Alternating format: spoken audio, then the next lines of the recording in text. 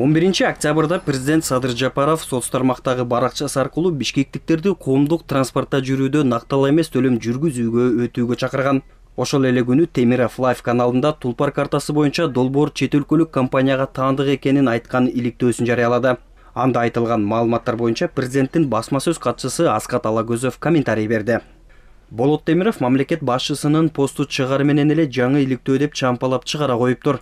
Эптеп эле президентке чаптаганга аракет кылыптыр. Президент жол кирени көтөрүүнү колдоду дейт. Мамлекет башчысынын постун карасаңыздар, ал жакта баалар ошол бойдон калат. Болгону нактала эмес төлөмгө өткүлө деп атат, деп билдирди Аскат Алагөзов.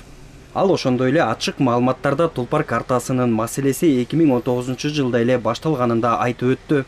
Президент Садыр Жапаровга эч кандай айырмасы жок. Компаниябы же жеке жакпы, ал турсун башка планетадан болобу, Тулпар картасы болобу же каалаган банктын картасы болобу, башкасы нактала эмес төлөм жүргүзүү системасы үзгүлтүксүз иштесе болду.